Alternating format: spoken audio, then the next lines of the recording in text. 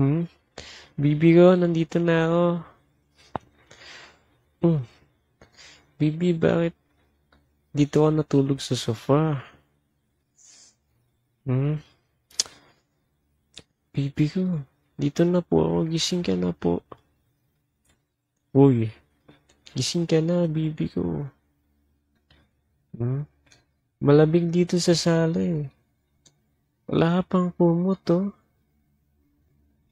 Bibi ko. Hmm. Napagod siguro to, kakaintay sa akin kanina. Tama ba oh, bibi ko? Hmm? Naka-apron ka pa pala. Siguro nagluto ka bago ka mag-intay dito sa sofa, no?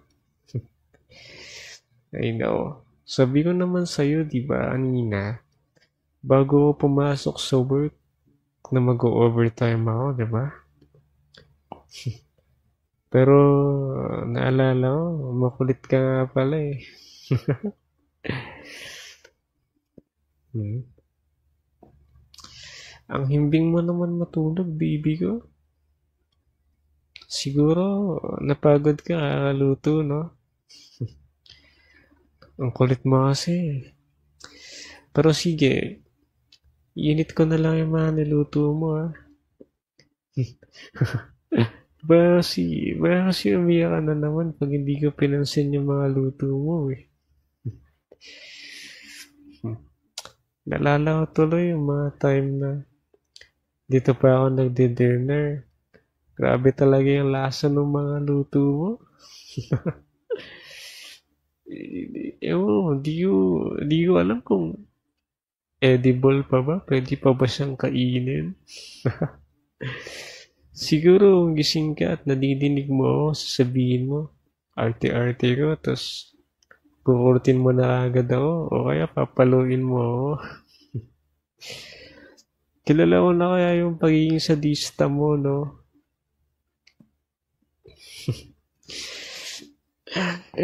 Pero kahit sadista, alam mo yun, mahal na mahal pa rin kita eh. Hmm?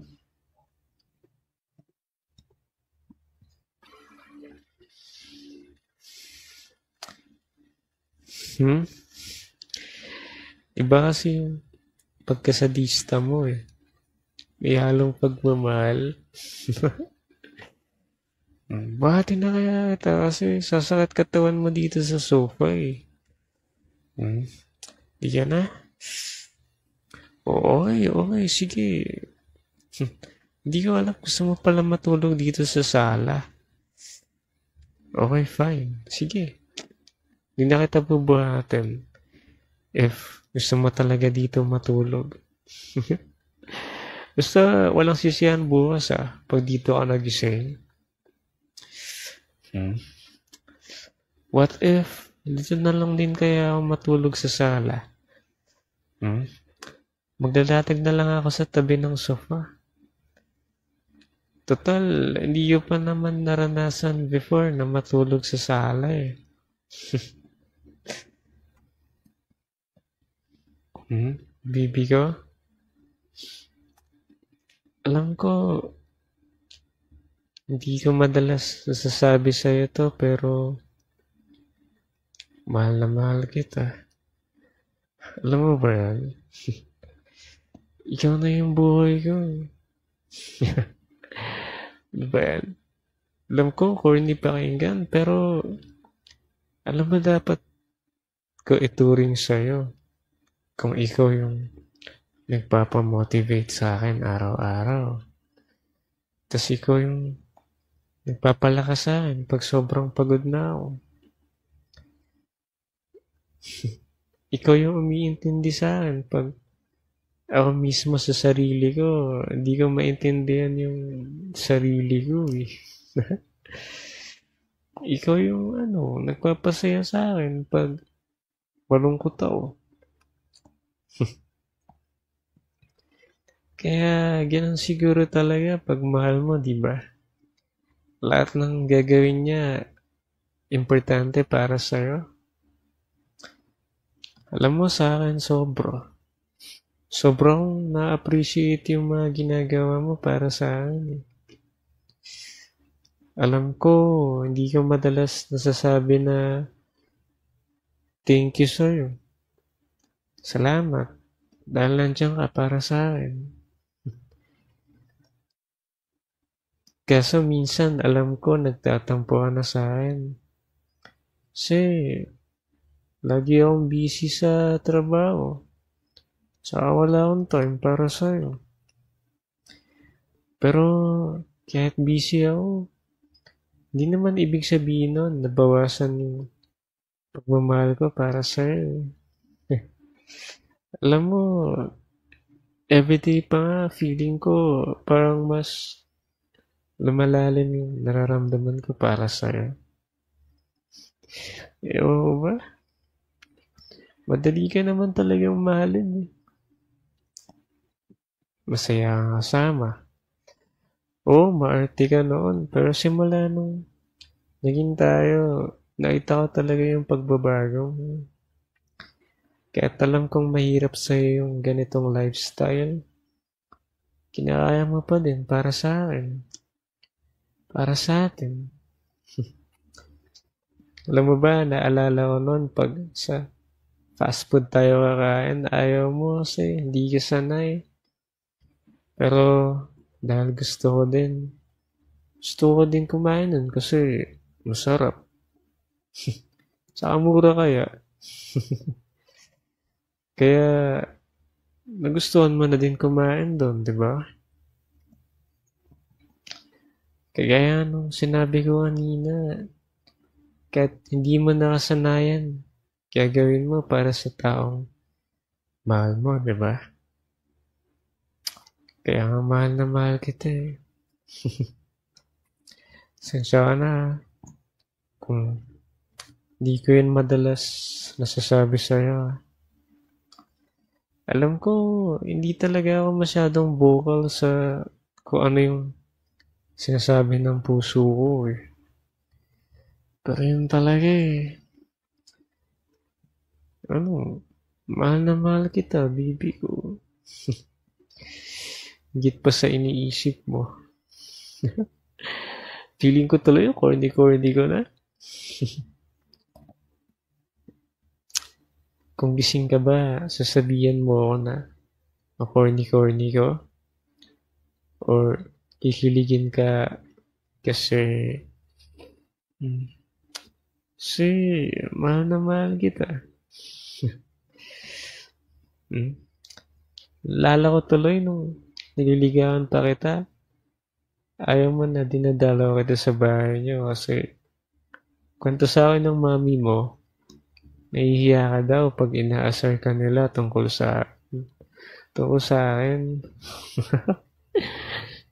Tapos nung di ba tinanong kita kung totoo yun.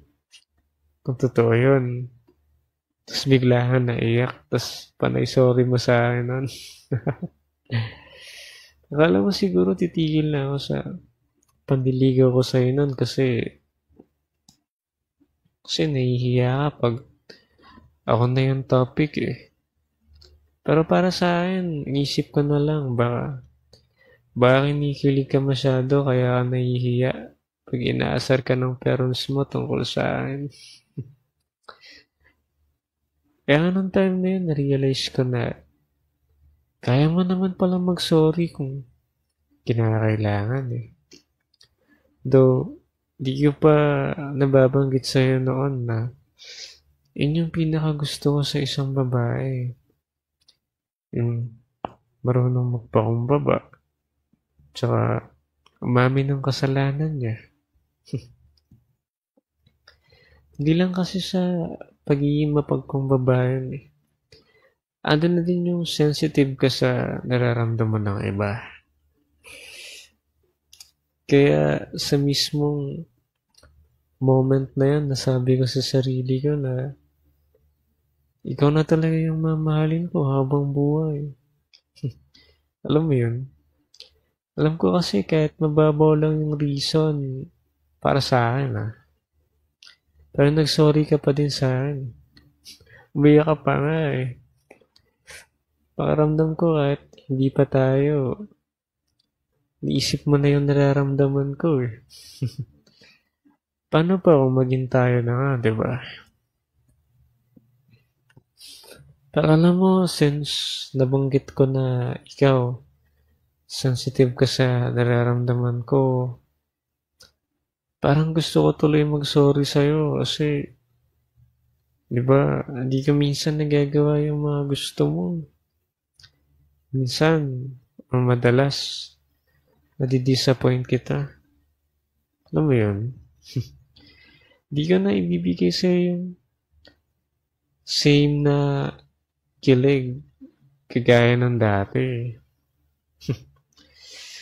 And for that, I'm really sorry, baby. Sorry talaga. Si feeling ko ang dami kong pagkukulang sa'yo. Sorry kung madalas akong busy sa trabaho. Pero gagawa talaga ako ng paraan para makasama ka ng matagal, ha?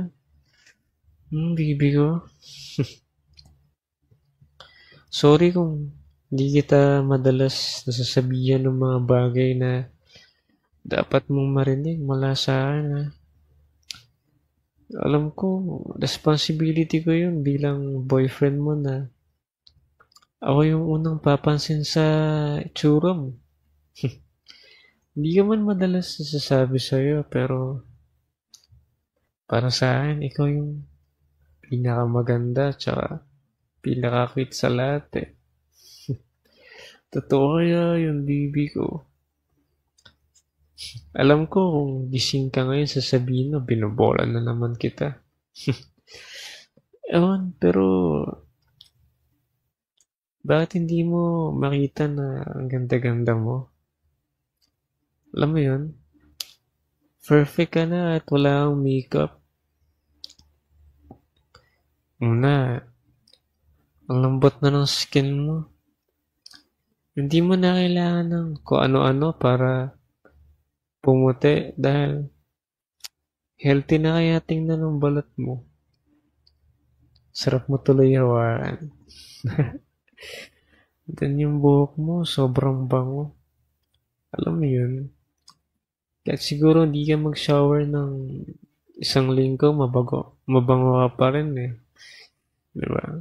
Mabango pa rin yung buhok mo nun. Pag siguro ikaw yung kasabay ko sa jeep na babae, tas sinahangin-hangin yung buhok mo sa mukha ko, okay lang. Okay lang sa akin. Basta yung buhok mo yun.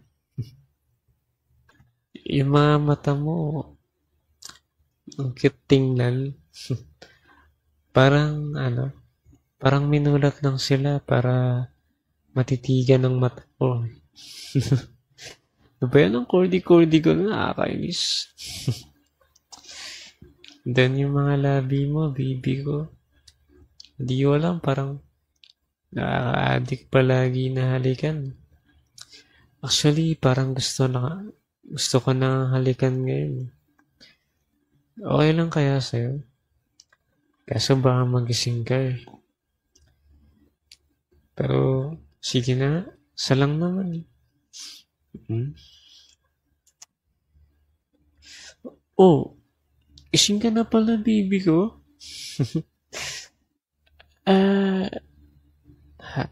So, ibig sabihin naririnig mo lahat ng mga pinagsasabi ko? Kainis ka naman, baby ko eh. Daya-daya mo naman. Wala ka nga dyan. Sige na. I love you too na.